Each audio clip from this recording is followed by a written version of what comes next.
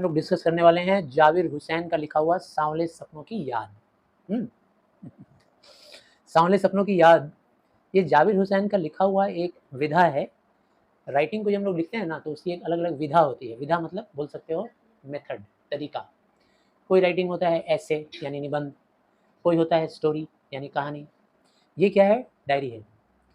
तो डायरी बोल सकते हो या फिर उनका व्यक्तित्व का चित्रण, ऑटोबायोग्राफी, सॉरी ऑटो नहीं, बायोग्राफी, ठीक है ना। ऑटोबायोग्राफी तो तब होता है जब कोई व्यक्ति अपने ही बारे में, अपनी जीवनी के बारे में लिखे, तो वो कहलाता है ऑटोबायोग्राफी। ऑटो का मतलब खुद का, बायोग्राफी मतलब जीवनी। लेकिन ये जाविर हुसैन लिख रहे हैं किसका जीवनी? सलीम अली का। सलीम अली की जीवनी लिख रहे हैं, इसलिए ये व्यक्ति चित्रण है, यानी कि उनके व्यक्तित्व का चित्रण सलीम अली का। तो सांवले सपनों की याद विशेष रूप से जाविर हुसैन के बारे में नहीं, अब तक तो क्लियर हो गया होगा ये किसके बारे में है, सलीम अली के बारे में। और सलीम अली कौन थे? एक बहुत बड़े विज्ञानी, वैज्ञानिक नहीं, विज्ञानी, विज्ञान के मतलब अधिकर्ता बोल सकते हो, विज्ञान के मालिक, मतलब उस विज्ञान को उन्होंने रचित किया। कौन सा विज्ञान? ऑर्निथोलॉजी जिसे कहते हैं इंग्लिश में हम लोग, पक्षी जीवन का, पक्षी जगत का विज्ञान, पक्षियों के बारे में। इनका जीवन ऐसा गुजरा बचपन से कि पक्षियों के बारे में जानना, पक्षियों का खोज करना, उसके बारे में जानकारी हासिल करना, ये सब कुछ इन्होंने बचपन से ही शुरू कर दिया। और इनके जैसा विज्ञान, पक्षियों का जानकारी रखने वाला और कोई नहीं हुआ। तो देखिए हम लोग कहानी पढ़ें, कहानी नहीं सॉरी, ये ऑटोबायोग्राफी, सॉरी बायोग्राफी पढ़ें, बार बार ऑटोबायोग्राफी बोल दे रहा हूँ। सुनहरे परिंदों के खूबसूरत पंखों पर सवार, सुनहरे परिंदों मतलब भाई एक तो परिंदा होते हैं, कौन? परिंदा मतलब चिड़िया, है ना। तो सुनहरे परिंदों के खूबसूरत पंखों, यहाँ पे कौन सा एक चिड़िया है? काल्पनिक चिड़िया है। सुनहरा, भाई कौन सा ऐसा चिड़िया है जिसका सोने जैसा पंख हो, या वो चिड़िया ही सोने जैसा हो? ऐसा तो कोई है नहीं। ये काल्पनिक भाषा है। कहने का मतलब मान लीजिए कि सोने के जैसे दिखने वाले सुनहरे परिंदे, परिंदे यानी चिड़ियाएँ, उनके खूबसूरत पंखों पर सवार सांवले सपनों का एक हुजूम मौत की खामोश वादी की तरफ अग्रसर है। हुजूम का मतलब क्या होता है? भीड़, भीड़ भाड़ को बोलते हैं हुजूम, ठीक है ना। तो कल्पना कीजिए कि कोई सुनहरा चिड़िया है और उसके पंखों पे सवार होकर के एक बहुत बड़ी भीड़, अरे उधर चले जाओ, सब वहीं उठा के बैठोगे, ठीक है ना। उस चिड़िया के पंखों के ऊपर बैठ करके हजारों हजारों लोगों का एक हुजूम, एक भीड़ जा रहा है कहाँ पर? भाई मौत की खामोश वादी की तरफ अग्रसर हो रहा है। मौत की खामोश वादी, वादी जानते हो ना मतलब एक सीनरी, एक जगह जैसे घाटी वाटी होता है, खूबसूरत सीनरी को हम लोग वादी बोलते हैं। सुना नहीं सॉरी, वैलीज, हाँ वैलीज, ठीक, वैलीज, मैं सुन नहीं पा रहा था। तो खामोश वादी की तरफ अग्रसर है, उसी तरफ सब लोग बढ़ रहे हैं। कोई रोक टोक सके कहाँ संभव है? कोई रोक टोक लेगा? जो मौत की तरफ जाता है उसको कोई रोक लेगा? नो, जिसका वक्त आ जाएगा भाई उसको तो जाना ही है। इस हुजूम में आगे आगे चल रहे हैं सलीम अली, और इस भीड़ के सबसे बड़े नेतृत्व करने वाले इंसान कौन है? सलीम अली। अपने कंधों पर सैलानियों की तरह अपने अंतहीन सफ़र का बोझ उठाए, ठीक है ना। उनका जीवन को माना गया है यहाँ अंतहीन, कभी नहीं खत्म होने वाला। उनके जीवन के सफ़र को माना गया है अंतहीन। अंतहीन बोलने का मतलब अभी अगर वो जिंदा रहते तो उनकी ज़िंदगी का जो सफ़र था चिड़ियों के बारे में जानकारी हासिल करना, वो भी और चलता। नेशनल लेवल पे तो थे ही, इंटरनेशनल लेवल पे भी चलता रहता है ना, जहाँ पूरा वर्ल्ड वो घूमते। इंडिया का तो एक भी जगह ऐसा बाकी नहीं है जहाँ सलीम अली खुद पैदल चल के नहीं गए हों, चिड़ियों का पीछा करते रहते। कोई जंगल, कोई जगह, इवन रेगिस्तान, ऐसी जगहों पे भी वो घूम घूम कर चिड़ियों का पता लगाए। तो उनकी ज़िंदगी के सफ़र को कभी नहीं ख़त्म होने वाला कहा गया है। जैसे सैलानी लोग होते हैं ना, जैसे टूरिस्ट लोग होते हैं, अपने पीठ पे एक बड़ा सा बोझ उठा लेते हैं और उठाकर ऐसे ऐसे करके चल रहे होते हैं पहाड़ पे या फिर रेगिस्तान पे, उसी तरीके से यहाँ माना गया है कि सलीम अली का कंधे पर बोझ है क्या? दिख रहा है वो बोझ? नहीं, काल्पनिक बोझ है। लेकिन यह पिछले तमाम सफ़रों से भिन्न है। ये जो सफ़र है, मौत का सफ़र, ये बाकी के सफ़र से अलग है। बाकी के सफ़र में जब वो रहे होंगे तो उनके साथ दूरबीन रहा होगा, उनके साथ बैग रहा होगा और घूम रहे होंगे और दूरबीन से चिड़ियों को देख रहे होंगे। इस सफ़र में डिफरेंट है। भीड़ भाड़ की ज़िंदगी और तनाव के माहौल से सलीम अली का यह आखिरी पलायन है। अब जब कोई मरता है तो भीड़ भाड़ के जीवन से उसका आखिरी होता है ना वो जर्नी, आखिरी बार वो जा रहा होता है भाई। मौत की ज़िंदगी में जा रहा है, तो आखिरी बार वो चल रहा होता है, अब इसके बाद फिर कभी भीड़ में नहीं आएगा। अब तो वो उस वन पक्षी की तरफ प्रकृति में विलीन हो रहे हैं जो ज़िंदगी का आखिरी गीत गाने के बाद मौत की गोद में जा बसा हो। जैसे कोई गीत गाने वाली चिड़ियाएँ होती हैं, वो गीत गाना कभी नहीं बंद करती हैं। जब उनका आखिरी वक़्त चल रहा होता है, अब मरने वाली होती हैं, तो मरने के ठीक पहले एक बार और गीत गा लेती हैं, अपने जीवन का कर्तव्य निभा लेती हैं। तो सलीम अली भी अब आखिरी बार वो गीत गा रहे हैं और उसी दिशा में जा रहे हैं मौत की तरफ। कोई अपने जिस्म की हरारत और दिल की धड़कन देकर भी उन्हें लौटाना चाहे तो वह पक्षी अपने सपनों के गीत दोबारा कैसे गा सकेगा। हर व्यक्ति का अपना एक सपना होता है ज़िंदगी में कुछ कर गुजरने का। सलीम अली का सपना था कि संसार की जितनी चिड़ियाएँ हैं उन सब के बारे में मैं जानकारी हासिल कर लूँ, सारी चिड़ियों को सुरक्षित रखूँ, हर देश में जहाँ भी वो चिड़िया रहे सुरक्षित रहे, कोई उसको मारने ना पाए, ख़त्म ना करने पाए, है ना? उनका ये सपना था सलीम अली का। तो जब कोई व्यक्ति मर रहा होता है तो उसके चाहने वाले लोग चाहे जितना भी अपना दिल का धड़कन तेज कर लें या अपने शरीर में हैरेसमेंट ला लें, हरारत ला के भी अगर वो चाहें कि उस आदमी को लौटा लाएँ, तो क्या लौटा लोगे? कभी नहीं लौटा पाओगे, वो तो जाएगा ही। वो अपना गीत फिर दोबारा नहीं गा सकेगा। मुझे नहीं लगता कोई इस सोए हुए पक्षी को जगाना चाहेगा। किस सोए हुए पक्षी की बात हो रही है भाई? सलीम अली। जैसे मैं भूल कर रहा हूँ वैसे वो बार-बार सालिम बोल रही है। बंगाली वर्ज़न आ जा रहा है बार-बार। वर्षों पूर्व खुद सलीम अली ने कहा था कि लोग पक्षियों को आदमी की नज़र से देखना चाहते हैं। यह उनकी भूल है। बरसों पहले किसी विद्वान ने कहा होगा, किसी बुद्धिमान ने कहा होगा कि इंसान जो है ना, वो चिड़ियों को इंसान के नज़रिए से देखना चाहता है। मतलब चिड़ियों को इंसान आदमी की नज़र से देखना चाहता है, मतलब आदमी की नज़र से देखने का मतलब हो गया कि वो लोग उस चिड़ियों को वैल्यू नहीं दे रहे हैं, ठीक है ना? चिड़ियों को चिड़ियों की नज़र से देखोगे तब तो वैल्यू दोगे। उसको तुम इंसान की नज़र से देखोगे तो वैल्यू नहीं दे पाओगे। तुमको लगेगा वो मामूली सा चीज़ है, तुच्छ चीज़ है, मरे जाए, ये क्या है हमारा, क्या फ़र्क पड़ने वाला है? ये भूल है इंसान का। ठीक उसी तरह जैसे जंगलों और पहाड़ों, झरनों और आबशारों, आबशारों का मतलब होता है झरना, ठीक है ना? ऊपर झरना दिया है फिर भी ये दे दिया है। झरनों या फिर पानी के फव्वारों, आबशारों को वो प्रकृति की नज़र से नहीं, आदमी की नज़र से देखने को उत्सुक रहते हैं। तात्पर्य जैसे मान लो कहीं नदी है, तो इंसान को ज़रूरत पड़ा तो नदी को वहाँ से पुल बना लेगा। भाई इंसान का नज़रिया से देख रहा है, यहाँ से जाने का एक रास्ता होना चाहिए, पुल बना लेगा। तो फिर भला कोई आदमी अपने कानों से पक्षियों की आवाज़ का मधुर संगीत सुनकर अपने भीतर रोमांच का सोता फूटता महसूस कर सकता है? सोचो, अब मान लो एग्जाम्पल के तौर पे यहाँ पे दिया हुआ है, भला कोई आदमी अपने कानों से, मान लो कोई आदमी जो पक्षियों से प्यार नहीं करता हो सलीम अली की तरह से, अगर चिड़िया का गाना सुनेगा, तुमको क्या लगता है कि उस इंसान के अंदर सोता फूटेगा? सोता का मतलब फिर से हो गया झरना, आबशार का मतलब भी झरना, सोता मतलब भी झरना। कभी नहीं फूटेगा उसके अंदर, वो बोलेगा जब चिड़िया चीं-चीं कर रही है, डिस्टर्ब कर रही है, दरवाज़ा बंद कर दो, खिड़की बंद कर दो, ऐसे बोलता है। ये हुआ इंसान का नज़रिया। मतलब इंसान चिड़ियों के नज़रिए से नहीं देखता है कि देखो कितना खुश हो गई है, कितना गा रही है, कितना मुस्कुरा रही है, ठीक है ना? हो सकता है उसकी प्रेमिका आ गई हो, देख कर के गाना गा रही हो, गा रहा हो चिड़िया। कौवा भी गाएगा, उसकी प्रेमिका आ जाएगी तो। सर वो गाता नहीं है, मुझे नहीं लगता कोई इस सोए हुए पक्षी को जगाना चाहेगा, है ना? तो एहसास की ऐसी ही एक उबड़-खाबड़ ज़मीन पर जन्मे मिथक का नाम है सलीम अली। देखो मिथक वर्ड यहाँ समझाना है, मिथक वर्ड से मिलता-जुलता इंग्लिश में भी एक वर्ड है मिथ, MYTH मिथ। मिथ जो होता है वो पुरानी कहानियों को बोलते हैं मिथ। पुरानी कहानियों के हीरो को बोलते हैं हम लोग मिथ, लेजेंड बोलते हैं, ठीक है ना? तो लेजेंड या मिथ जो होता है बरसों से जो कहानी चलती आ रही है उसको हम लोग बोलते हैं मिथ। तो ऐसे ही मिथक का एक नाम है जो बड़े लंबे समय से हमारे बीच में प्रचलित है, फेमस है, हम सब उसके बारे में जानते हैं, पूरा इंडिया जानता है जो पढ़ा लिखा है, सलीम अली को जानता ही है। चिड़िया के बारे में नाम आएगा तो सलीम अली आएगा। पता नहीं इतिहास में कब कृष्ण ने वृंदावन में रासलीला रची थी। अब यहाँ पे राइटर ये बोलना चाह रहे हैं कि ये तो पता नहीं है, लोग कहते हैं कि वृंदावन में रासलीला करते थे श्री कृष्ण। शोक गोपियों को अपनी शरारतों का निशाना बनाया था। गोपियाँ जो थी उनके बारे में एक विशेषण दिया गया है शोक गोपियाँ। शोक का मतलब होता है चंचल चितवन वाली। जो चंचल होते हैं लोग वो लोग खूबसूरत होते हैं, ठीक? और जो डल होते हैं, चुपचाप रहते हैं, चुप अपने में रहते हैं, वो खूबसूरती उनकी खत्म हो जाती है। चंचलता भी खूबसूरती होती है। तो वृंदावन की जो गोपिकाएँ थी वो चंचल थी। उन चंचल गोपियों को अपना निशाना बनाया था किसने? श्री कृष्ण ने। शरारत का निशाना। बहुत शरारती थे ना, कपड़ा लेके भाग जाते थे, मटकी फोड़ देते थे, मक्खन चुरा लेते थे। कब माखन भरे भांडे फोड़े थे, पता नहीं कब। कब मक्खन का पूरा भांडा फोड़ दिया श्री कृष्ण ने। दूध छाली से अपने मुंह भरे थे, पता नहीं कौन सा मक्खन और दूध की छाली से पूरा मुंह भर लिया और मुंह पे लगा लिया।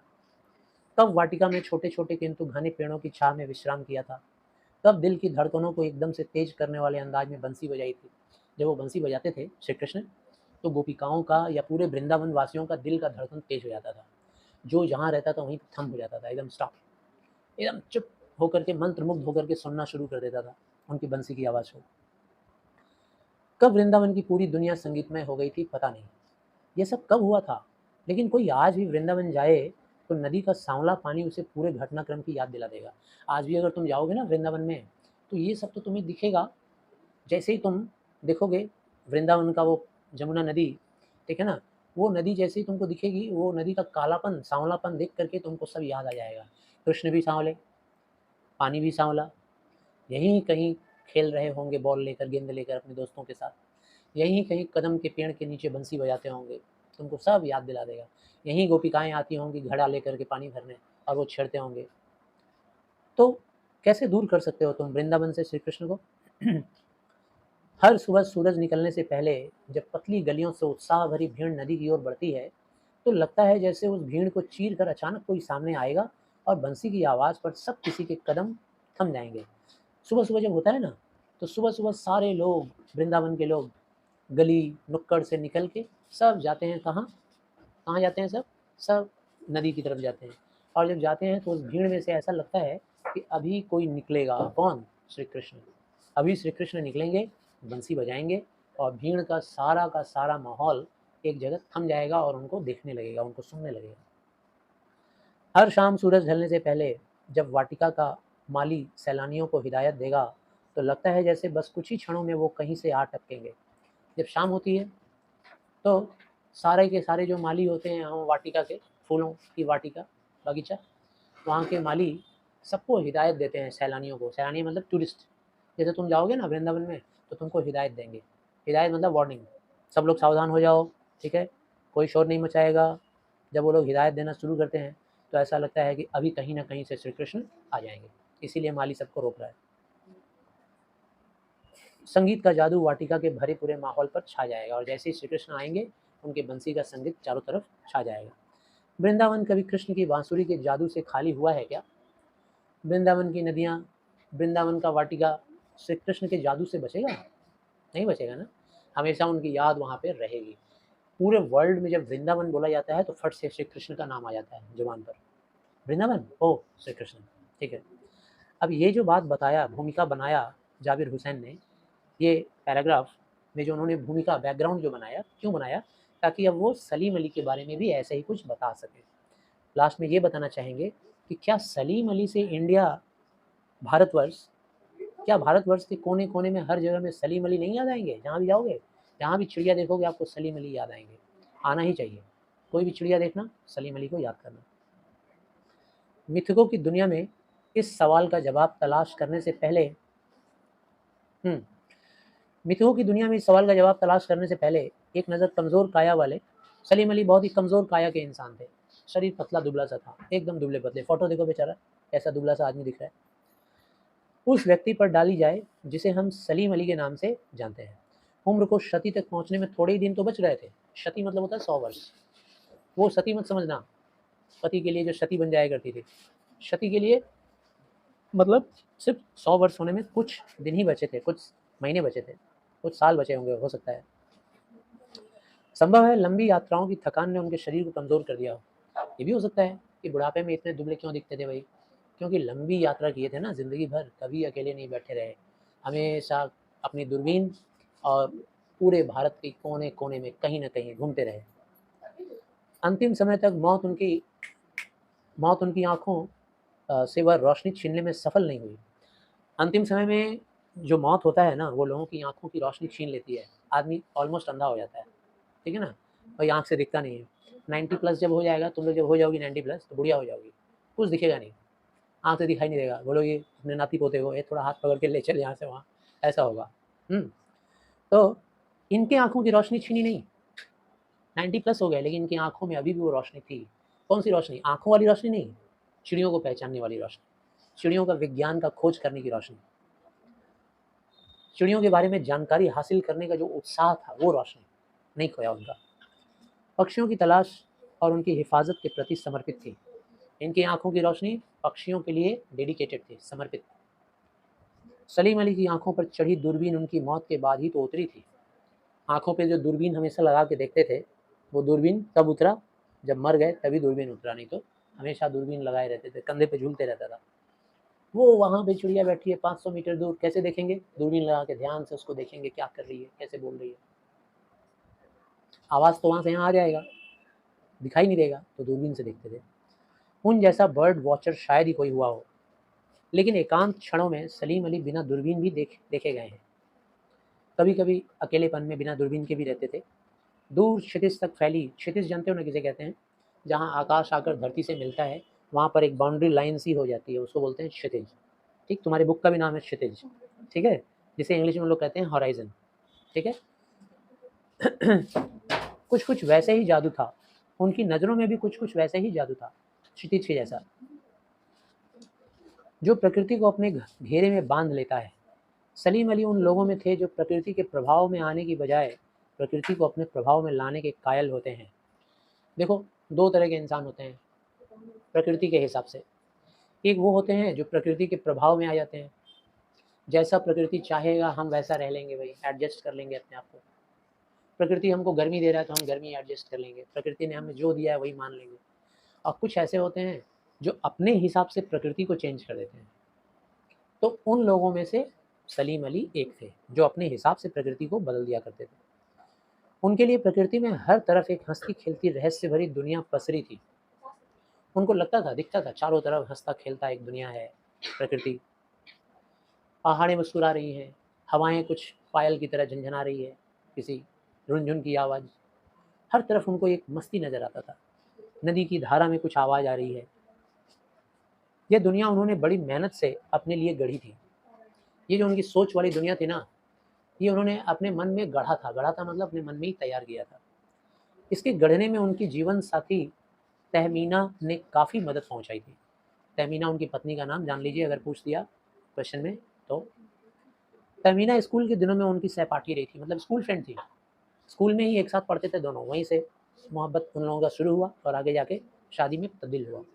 आ जाइए, अपने लंबे रोमांचकारी जीवन में ढेर सारे अनुभवों के मालिक, अपने लंबे जीवन में बहुत सारे एक्सपीरियंस के मालिक बन गए। कौन?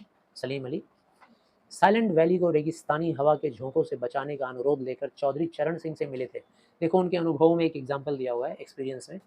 ये कौन सा एक्सपीरियंस है? तो भाई एक बार ऐसा हुआ कि चौधरी चरण सिंह का नाम सुने होंगे, वो हमारे भूतपूर्व प्राइम मिनिस्टर थे। जैसे अभी नरेंद्र मोदी हैं, उन्हीं के पोजीशन पे बहुत साल पहले चौधरी चरण सिंह थे। अब चौधरी चरण सिंह के ज़माने में केरल में एक साइलेंट वैली बोलकर जगह है। साइलेंट वैली बहुत ही खूबसूरत एक पार्क है, नेशनल पार्क, नेचर पार्क है वो साइलेंट वैली। अब वो साइलेंट वैली में कितना खूबसूरत खूबसूरत चिड़िया रहती थी। वो चिड़ियाएँ गीत गाती थी, उनका वहाँ पे रिप्रोडक्शन होता था, उनका फैमिली वहाँ बढ़ता था, ग्रो करता था। अब वहाँ पर रेगिस्तानी हवाएं आती थी और उन चिड़ियों को जान से मार डालती थी। इससे प्रकृति को खतरा हो रहा था। इस बात की जानकारी चौधरी चरण सिंह के कान तक पहुँचाया किसने? सलीम अली ने। और सलीम अली की बात जब उन्होंने सामने रखा, चौधरी चरण सिंह की आंखें भर गई। आंखें भर गई मतलब वो एक ऐसे प्राइम मिनिस्टर थे, आजकल के ना तो जनता वैसी है डेडिकेटेड, समर्पित, और ना मंत्री लोग समर्पित हैं। चौधरी चरण सिंह ऐसे थे कि भाई वो थोड़ा सा भी असर भविष्य में होगा अगर पृथ्वी पे हमारी गलतियों से, तो उस पर बहुत ध्यान देने वाले मंत्री थे। हम इंसानों से अगर कोई भूल हो रहा है और उसकी वजह से नेचर अफेक्टेड होगा, तो उस पर वो बहुत ज़्यादा ध्यान देने वाले आदमी थे। सलीम अली की बात जब वो सुने तो उनकी आंखें भर गई, आंसू आ गया आँख में। ऐसा हो जाएगा? चिड़ियाओं का ये दुर्दशा।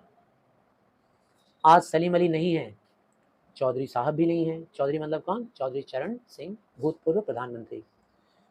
कौन बचा है जो अब सोंधी माटी पर उगी फसलों के बीच एक नए भारत की नींव रखने का संकल्प लेगा? ये सवाल है आज के मंत्रियों से, आज की जनता से। क्या हम में तुम में कोई है जो हमारी इस मिट्टी पर एक नए भारतवर्ष के निर्माण का नींव रखेगा? कौन बचा है जो अब हिमालय और लद्दाख की बर्फीली ज़मीनों पर जीने वाले पक्षियों की वकालत करेगा? लद्दाख और हिमालय बर्फीला जगह है ना, वहाँ की चिड़िया लोग भी नेचुरल डिज़ास्टर का शिकार हो रही हैं।